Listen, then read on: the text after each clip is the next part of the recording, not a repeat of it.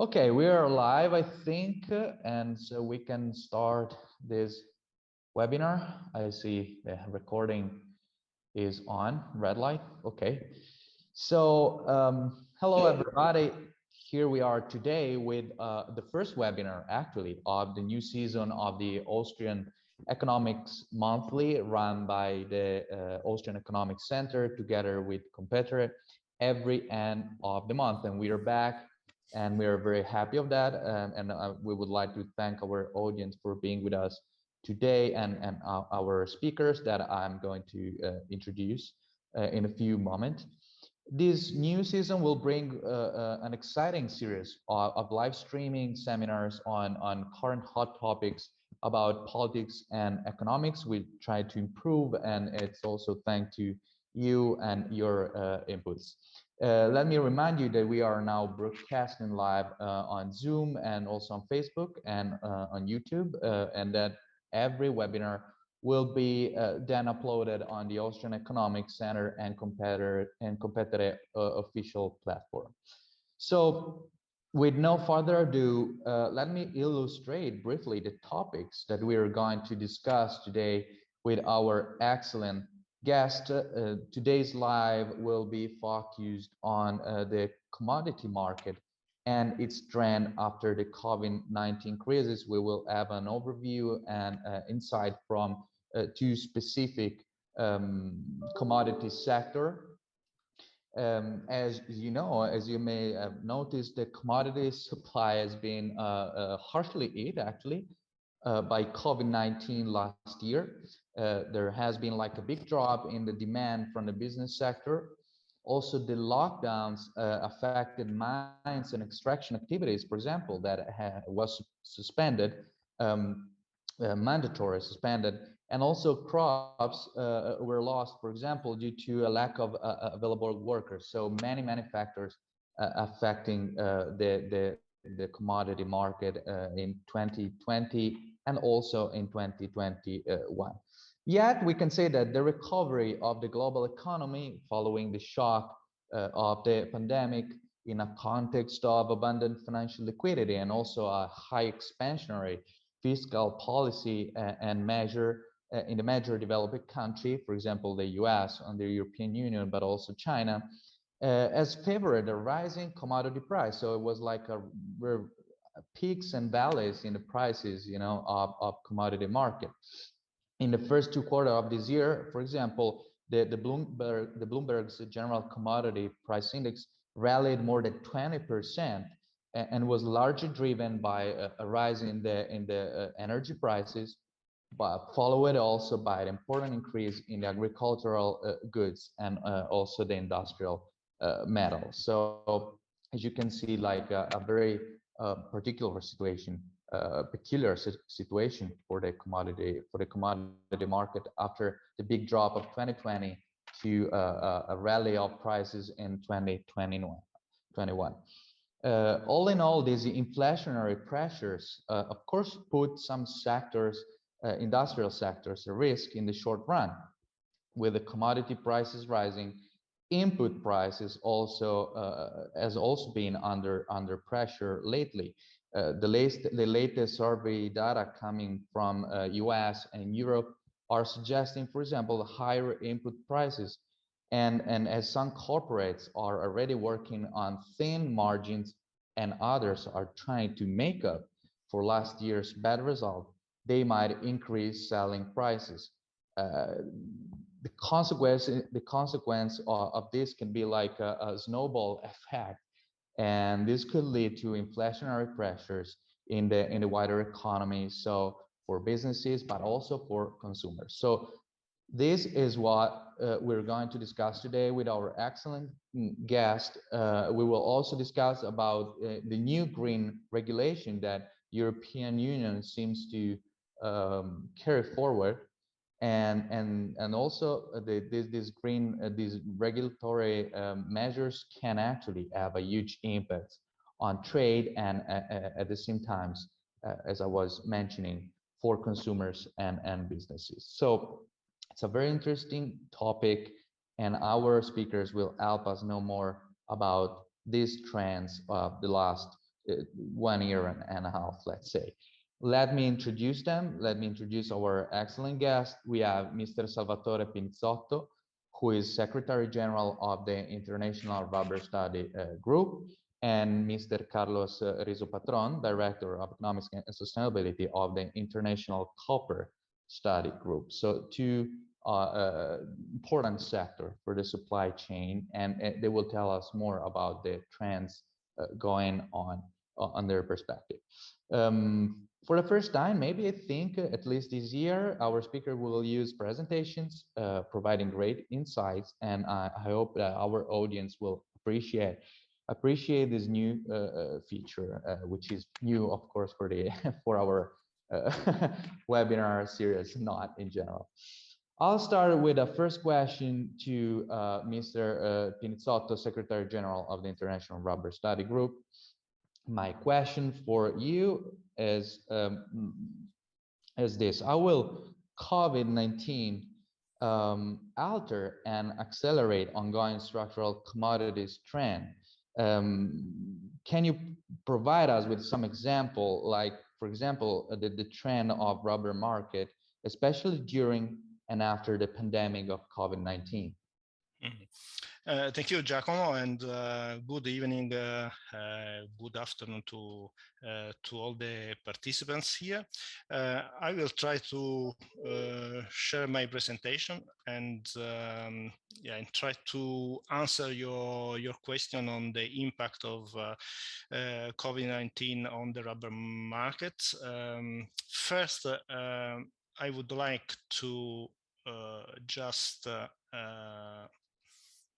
show you what the when we speak about rubber, what we are speaking about, because we have two different lines of products. One is natural rubber that represent 47% of the total rubber production, and it comes from tapping rubber trees.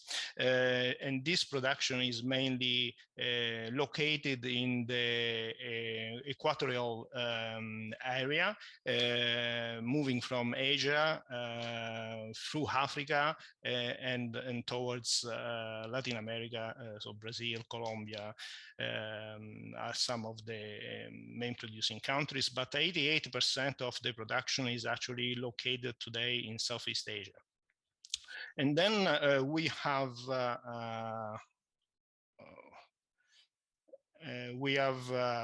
synthetic rubber, and that is a derivative from oil production.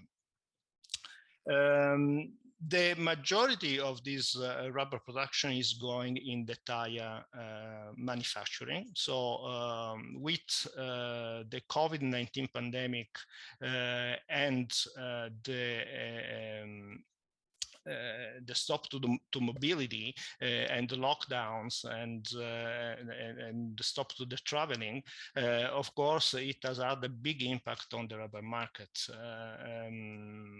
And on one side, we have seen a decline in consumption of rubber for tire production, but also quite interesting on the other end, we have seen an increase in consumption of rubber latex for the production of gloves and healthcare systems that now have been prompted by the COVID-19 pandemic.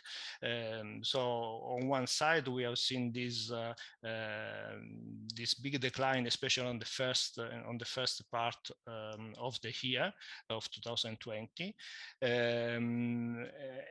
That has brought down also the level of prices that we can see here in these graphs. Prices that were already, as you can see here, quite weak, because since 2011 the price went constantly down, with the exception of the beginning of 2017. But no, this level here was really due to the COVID-19 pandemic impact. In a way, the COVID-19 has expose some of the weakness that already there were in, especially in the natural rubber sector in previous years, because this level of low prices has has had some consequences in terms of the fact that farming became less attractive, the labor-intensive, it is considered a labor-intensive activity. There was a lack of availability of labor. Production costs were already increasing and productivity was at a very low level. There were already limitations to access to finance, and also there was a problem in terms of women and youth participation in the especially in the upstream sector of natural rubber. So there were already factors there showing a bit of weakness in the natural rubber industry that the COVID-19 has made more evident. And last but not least, of course, maybe we'll speak about this later. We have the climate change that certainly is already bringing and will bring some important issues in the natural rubber sector, and actually I think long-lasting issues compared with the COVID-19 pandemic that despite the crisis during 2020 was quite severe, but still will be a relative short-term impact. Because already, for instance, in the fourth quarter of 2020, we have seen a rebound in terms of activity due to the rebound in the China economy that happened already in Q4.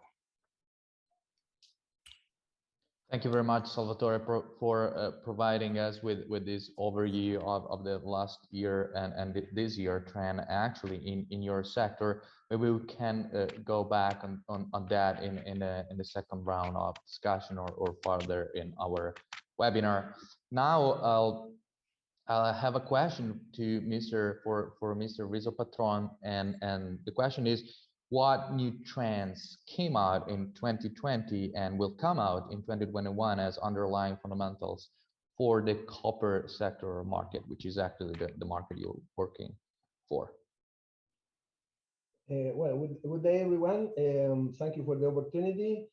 Probably the most important impact that this situation created was a massive increase in liquidity in the financial markets, and that created a very optimist positions in some speculative sectors that have been driving the increase in prices in recent months. And currently we have a risk of, we have an oil price, coal and gas prices going up, and inflation. So the question is, what will happen with all this liquidity removed?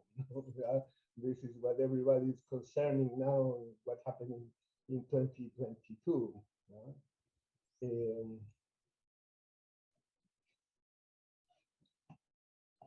Can you see my slides now? Yeah, it's working. No, we're not seeing this live. We're seeing another page, a web page. Maybe, yeah. Okay, now it's good. It's working good. Thanks. Okay. Well, first of all, I need to say that what the International Copper Study Group is, we are an intergovernmental agency with many countries. Italy and the European Commissions and other European countries are active members. Basically, we represent the 88% of the global production of refined copper and 84% of the global use of refined copper. Basically, the situation last year was basically a significant contraction in the copper that moved through the value chain. Yeah? This year we have more optimistic forecast, expecting an increase in mine refined copper, also in copper concentrates, and also in the important volume of scrap that are important part of the supply side. So this industry is fed by three raw materials. The use of these materials has been recovering very fast, especially in the first quarter of this year, 21. Yeah, we see the recovery of China, and we see the recovery of most of the European Union, but still we don't see a strong recovery in Japan and in the Korean Republic in the use of copper. It's important to compare to see what happened last year in the copper market. It was basically an increase in the demand, but a decrease in the use. Yeah, something not very common. Yeah, and this has been happening in recent years at different degrees, but the last year was very significant. We had a real contraction in the industrial use of copper. Yeah, as you can see. And this also in the end use of copper in some specific applications. Particularly hit was the use of copper electricity in building construction, also in automotive electric equipments and in industrial transformers and air conditioners. Practically all applications fell last year, except electronic equipment, PCs and phones. This tell you how we moved to this period of much more electronic communication than human face-to-face. So we clearly saw this contraction in last year industrial uses of copper almost everywhere in the world. When you look at the applications, basically, we see a contraction in the manufacturing of intermediate copper products, yeah, everywhere except in China, that basically we see a small increase. If we look at the total contraction in fabrication of copper last year was around minus 1.1 million tons. This is mainly, but the contraction was mainly scrap. Yeah, so the use of scrap collapsed last year, minus 700,000 tons, and the industrial use of refined copper fell to minus 500,000 tons. Yeah, so but in the practice we see an increase in the demand for refined copper. How this is possible? Because less use and more demand, the difference was inventories were accumulated worldwide. So we had an increase in the global inventories of refined copper of more than 1 million tons. Yeah? To put it more clear, we compare the industrial use of refined copper in China with the rest of the world. We see this collapse in the industrial use of refined copper in the rest of the world. That is massive. Usually it's more than in China. Yeah. So if we add these two, we have the total industrial use. But we see that the refining increase, the demand for refined copper increased more. The difference is the increase in the inventories, as you can see. Yeah? This was the practical impact. Yeah? And if you look by region, China and the rest of the world, yeah, you see that the industrial use of refined copper, it was affected, but you see the increase in the Chinese stocks over there very clear. Yeah? As the difference between the demand and the real use. If we look the contraction in the use of copper by region, Europe was by far the most affected with less than 300,000 tons of copper use, followed by the Southeast Asia region, by Japan, India, practically everywhere the use of copper fell except in China, that we have a marginal increase, almost the same as last year. If we look by copper product, the most affected was copper wire rod, but also the production of flat products, also the production of tubes was affected. Yeah, everything except foil, because foil is used in the electric cars. Yeah, so the electric batteries was the only sector that increased the use of copper last year.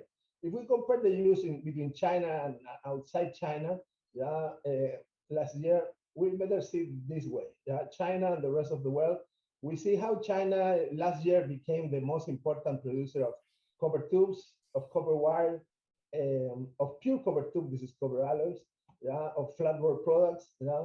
Basically, China's been occupying a lot more space in the global market after last year situation. Yeah.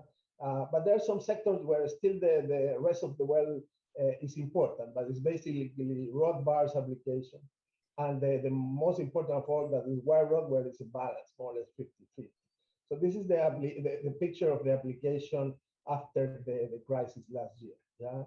So we see that there was no significant impact in the Chinese fabrication plant. They keep using a lot of copper. Yeah. And if we look at the imports of China, different copper raw materials, yeah, the most important remain copper concentrates, imports of refined copper, blister anodes, and copper scrap. That is the smallest part of the Chinese import. So China still remains highly dependent of this raw material from the rest of the world. In the case of Europe, we see the contraction in the trade, in the flows of copper scrap or recycled copper raw material. Yeah? You see how last year the European Union was the trade was strongly affected. Exports and imports collapsed. Yeah? But there's still some countries remain very important this year and last year in terms of exports of recycled copper. That is a very important part of the market.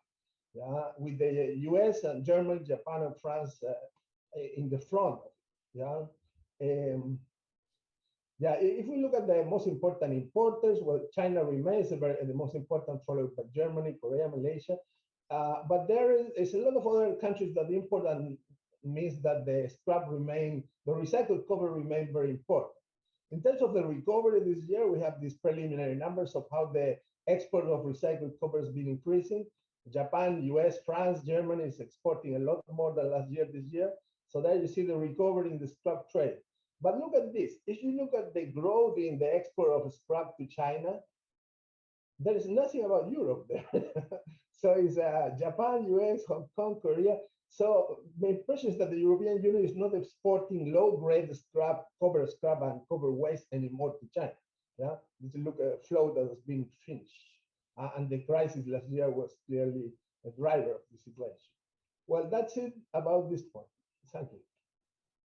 Thank you, Carlos, also for giving us a glance at like not just the commodity market, but in general, all the supply chain. So all the multiple uses of copper and the destination, of the trade of copper trade during the pandemic and also pre-pandemic and after in pre-pandemic and after pandemic time. So thank you very much for this. I'll get back to Salvatore Pinizzotto. You mentioned sustainability as like a key driver for the market in general, or something that the rubber market is dealing with, not just after the pandemic, but also before the pandemic. With the pandemic, this trend has been accelerating and will accelerate more. Also because of the green policies that European Union, the United States of America, but also China are trying to implement in the next year. We have seen, for example, on one hand, administration, US and the EU, mainly US and the EU, approving huge stimulus for infrastructure and energy efficient transport, and also on the other hand, we have seen new stricter regulations on trade of non-sustainable good commodities. I'm referring particularly to the Fit for 55 that the European Union is now implementing and is going to implement, especially in the next years. So, do you foresee any major structural industry shift in the coming years in the rubber market or in the market in general? How will this green policy, US, EU, and China plans affect the supply chain in the rubber sector in the next years?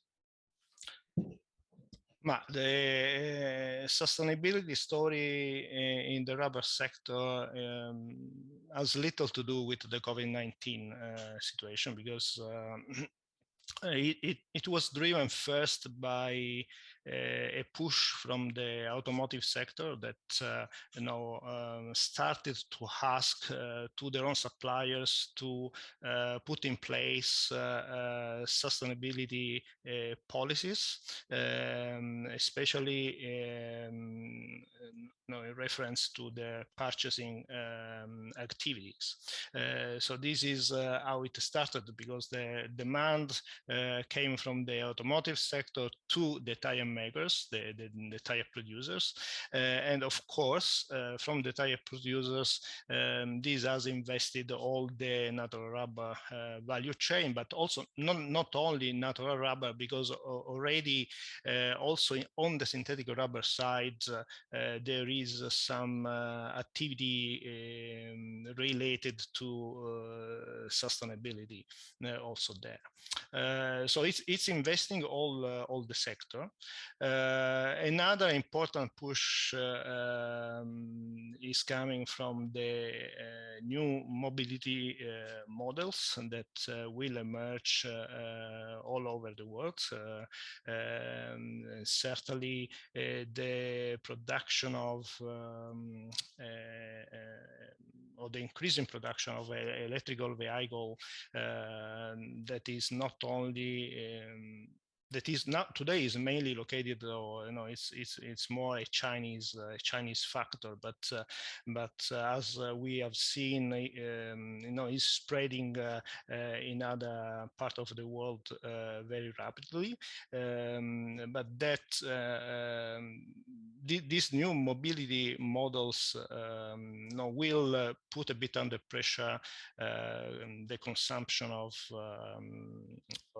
rubber, first of all, because electrical vehicles needs less rubber than our traditional cars, and also most likely they will change also the design and the production of tires, because these cars needs different technical characteristics compared to the current to the tires currently used. So there are all these things that are coming together, and of course on top of that all the policies that governments are putting in place, like the Green Deal in Europe, and certainly in the US we have this emphasis on climate change. That is another important topic for natural rubber. As no, in the study group, we have brought forward some study in connection with climate change and implication for natural rubber systems, and we found out that first we need to put in place policies to adapt natural rubber system to climate to the new climates that will bring some more rain and heavy rains and flooding in some regions, while others they become drier. So these will have an impact on productivity of natural rubber trees. And on the other hand, we know that in certain conditions, natural rubber plantations can help to mitigate climate change. So there is a lot of work that we are doing on this topic. But the impact of policies, of government policies right now, if we speak about the European one, for instance, in relation to rubber, I don't see at the moment that it will have a big impact, because a lot of the natural rubber produced in Southeast Asia actually is going to China. China is the biggest, by far the biggest consumer of rubber in the world, and so a lot of production located in Southeast Asia. It's actually going to China. So it would be more interesting to understand what will be the China policies in Yeah, terms exactly. of You anticipated my next you anticipated yeah. my next Eh, question for you. How will China's Right. policy, sustainable policies affect No, your no, sector? we know that China has some goals of reduction of greenhouse gas emission and all these kind of things. But then one thing is no, in a sense, what is publicly said, and then the implementation of it, it's another story, because of course China has a big manufacturing activity, and they have to continue to bring this activity forward. So we have to see what the implementation of this will be, but that we might potentially be might potentially have a bigger impact compared to this European Union decision or directive against deforestation, for instance, because the trading in between Asia and Europe is relatively small. Also because there is a relocation of, for instance, tire factories closer to the source of the raw materials. So we have seen increase of demand in countries like Thailand or Indonesia, because there is a kind of relocation even from China to these countries, because they need to shorten the supply chain. Yeah, that's very interesting, Salvatore. And maybe you're the first person I heard saying, that China's policy could be more affecting the supply chain and the market than the European one. Maybe because I live in the European Union, so I have this constant, voices and information coming from Brussels, No, saying that the EU wants to be like the champion of sustainability. So European measures are always like the stricter or the more ambitious, toward like their sustainable goals. But sometimes we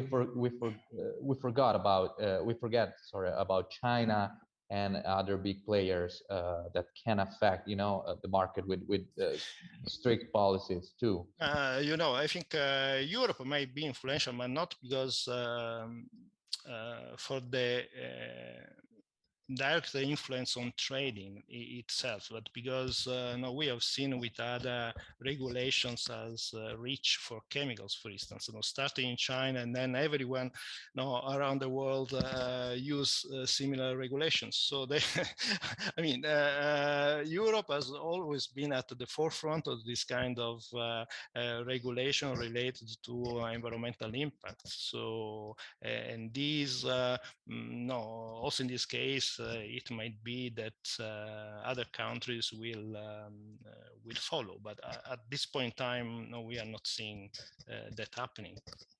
Thank you, Salvatore. Thank you very much. And Carlos, next question for you is, like always, it's about regulation and policies.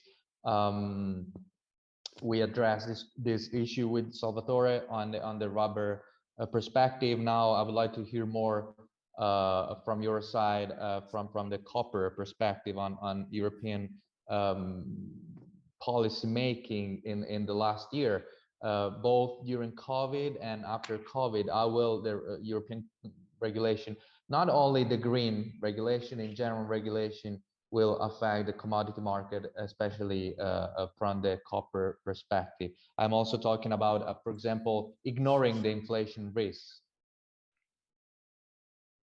Thank you. Well, ignoring the inflation risk, this is something that can be very dangerous for everyone. But yeah, some people is talking about greenflation, not inflation, and this is inflation that threatens to derail climate action. I must recognize that a very bad climate or weather forecasters are usually, I'm the guy that bring an umbrella in sunny days.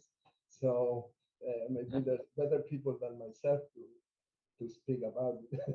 But in practice, um, I have here some ideas about the policies, not only in Europe, but also in the rest of the world that are affecting the copper industry now.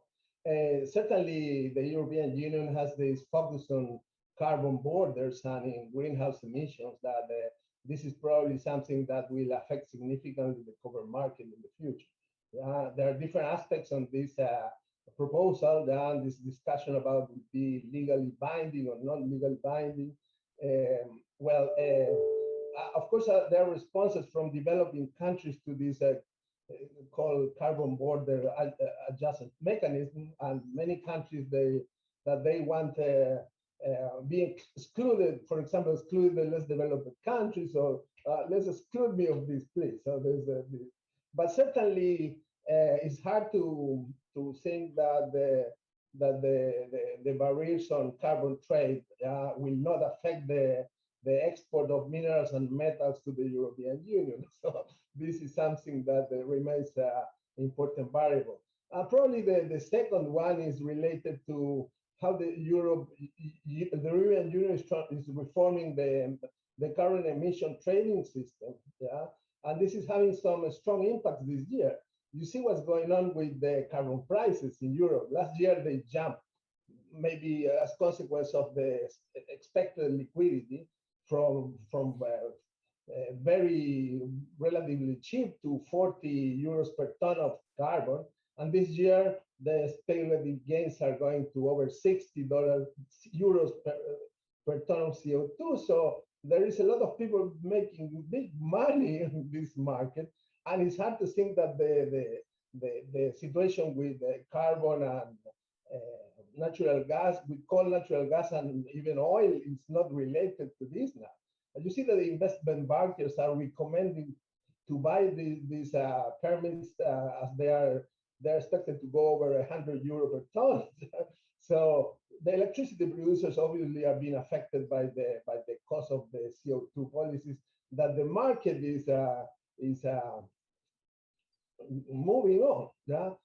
Third aspect is about the European policy about critical raw materials. There is a strong effort to improve the way that the raw materials have been managed, in particular copper raw materials. And one of the positive developments of this is the creation of synergies between the European metallurgical industry. So there are possibilities of exchanging residuals between copper, lead, and zinc smelters. So this is creating a very positive discussion inside the industry, that can be a very positive development. Also, there's more coordination in the discussion of what is a critical raw material now, and also opportunities for financing some new mining and metallurgical projects in Europe, and also discussions with resource-rich countries like mine. I'm from Chile originally, so I see the efforts of Europe to face this situation that is clearly a long-term target, and as long-term target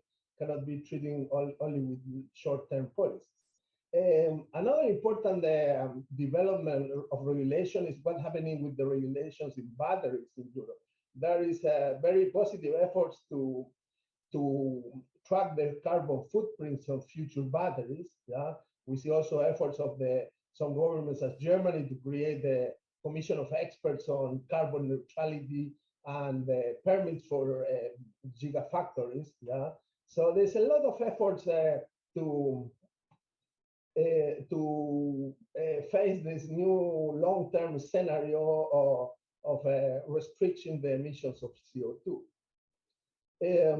Maybe one more thing about what's going on in Europe is the regulatory advances on human rights that eventually might affect the trade with some countries that Europe thinks that human rights are more or less respected. This is something that might have some regulatory development that might have some impacts. We discuss a lot about the net zero emissions issues, but there's also the circular economy regulations, the action plan.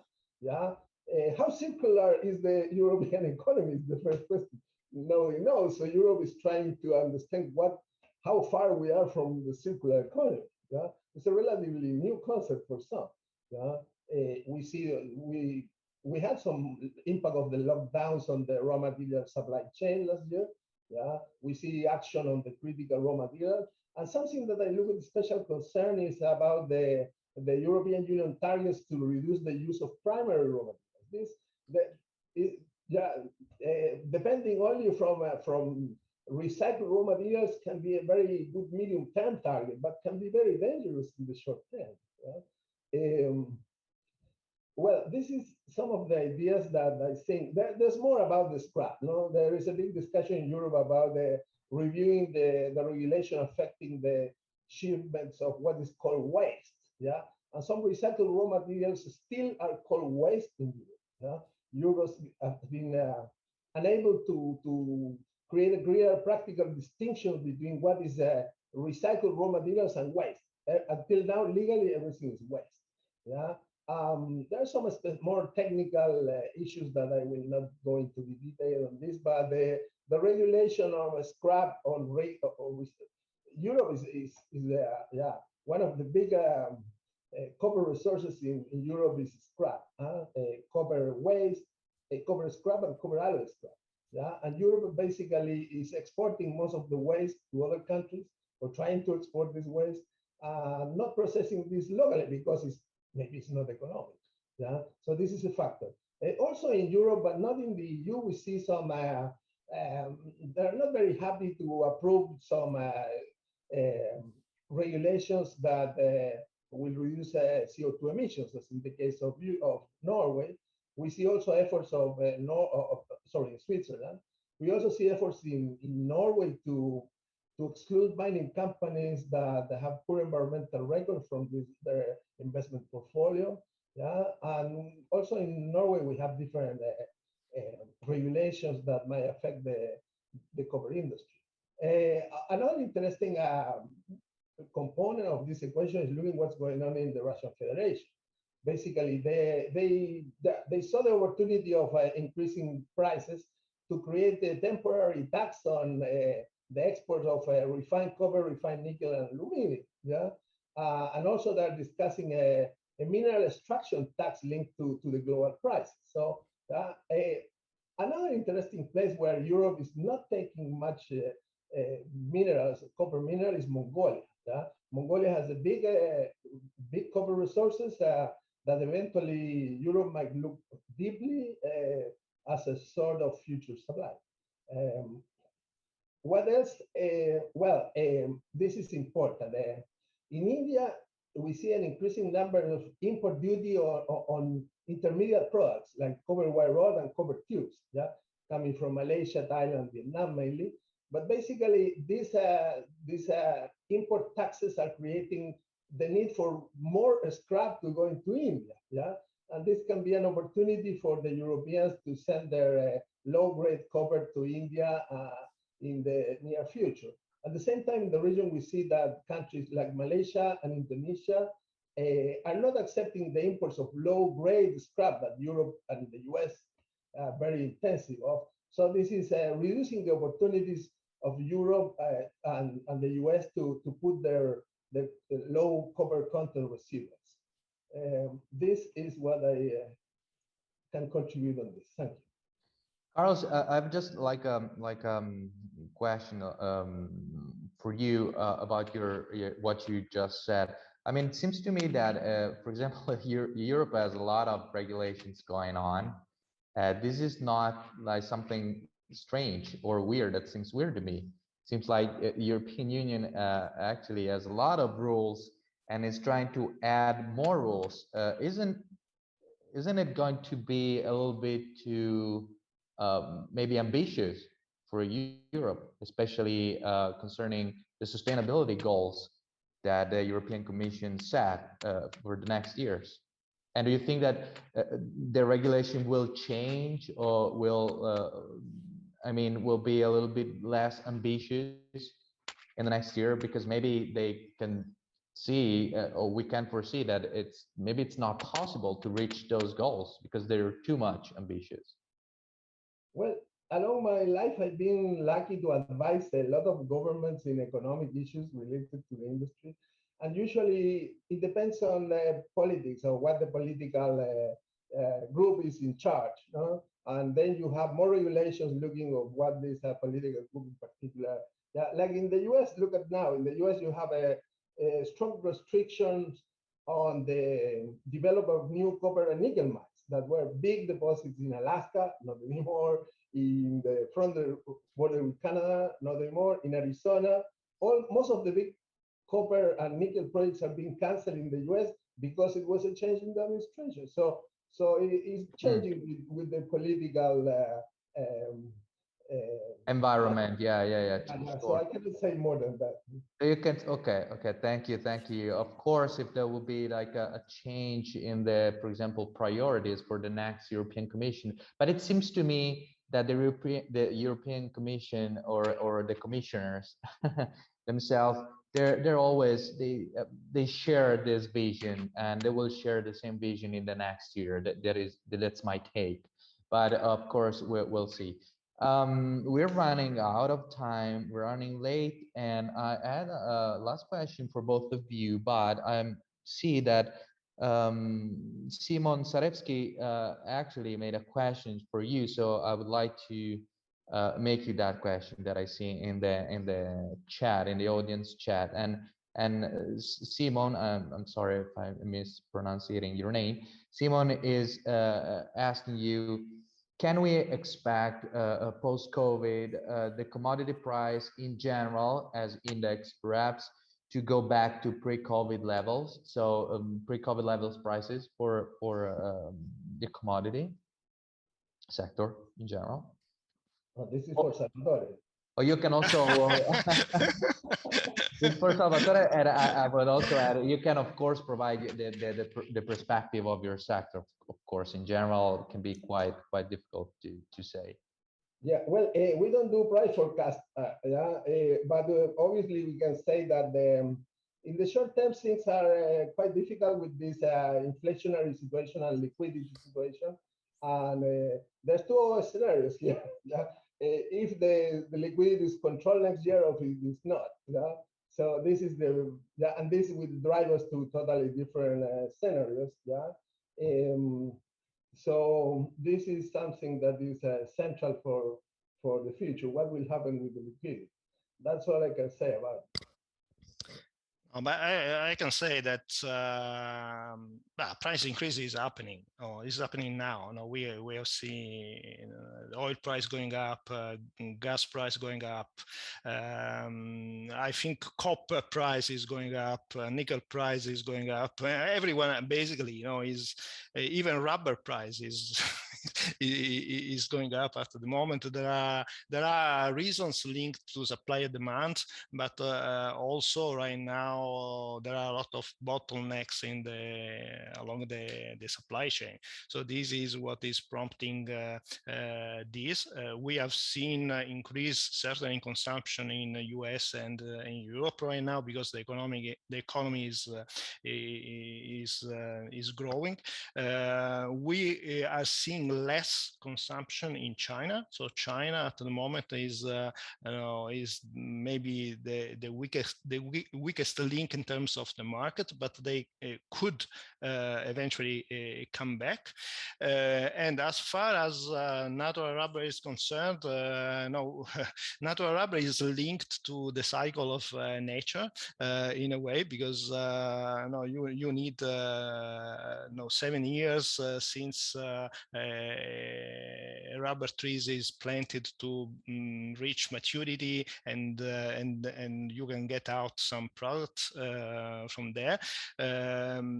So the low level of prices in the last 10 years has brought to the fact that there has not been in many countries replanting or new plantations coming up.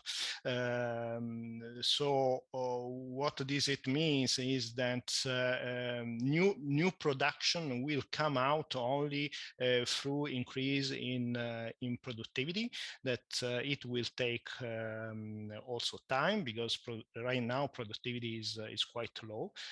So it will take a while to to implement new technologies and try to improve productivity in the sector. So what we can see is that that while the consumption most likely will continue to increase, production we will face a period of declining trend. So what we can see is most likely a period where the prices will tend to increase. So these are Oh, this is like so this this is the new normal. The title of this webinar is the new normal. You know, prices in the commodity sector. So we we can expect if something goes bad, for example, production, global production, global supply still will be in a bad trend. Let's say will be not increasing, will not be developing, whatever. We can see prices being high and stable, something like that.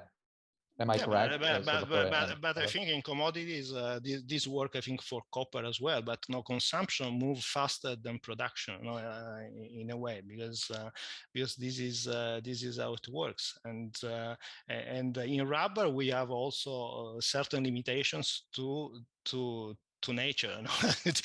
So there is nothing that that you can do there. While maybe in metals, no, it's just a matter to switch on and off the factories, and moving faster. But consumption will also move faster than production, right? And so I think we have, and this is why we have this volatility in commodities at the end of the day. We have these cycles that nowadays are shorter compared probably with the past. Thank you very much. So, oh, sorry, Carlos. Yeah, your last take. Please, I have to ask you to be brief, please, because we're running out of time. Oh no, maybe I can present my conclusions now. Yeah, but okay, yeah, of course you can, but I have to ask you to be brief. I'm sorry because we're late. Yeah, my conclusions are very simple. We have an amazing contraction in the fabrication of copper last year, and now we have a recovery in China, recovery in the European Union, a slow recovery in the US, but still behind in the rest of East Asia. We see the carbon pricing situation has been created speculative profits with for the CO2 investment communities. We see some risk in the policies related to carbon border risk. We see an energy crisis that's being developed, but maybe it will slow down in coming days because the people are selling the US treasury bonds now. Yeah? So it's very volatile. Yeah? But certainly there is a need of balancing the need of to ensure the security of energy supply with decarbonization goals as a long-term objective. The scrap is a special subject, not just climate, because the scrap needs to be processed, even the waste and the low-grade scrap. Maybe if to finalize, there is a global trend that we see in mining countries that is more taxes on copper miners and export of refined copper, to cover for the effects of the situation last year. And this might push cost up. That's it. Thank you. Oh, that's very interesting, Carlos. Thank you very much. Thank you to both our guests, and to our audience, of course, who joined our live talk and gave us amazing insights, raising excellent points about the topic discussed. It was very useful to better understand what is happening and maybe it will happen in the commodity markets, and how these price trends and trends in general, but also green policies will affect the economy and consequently businesses and consumers. So thank you very much again, Salvatore. Thank you, Carlos, for your insights and your analysis today.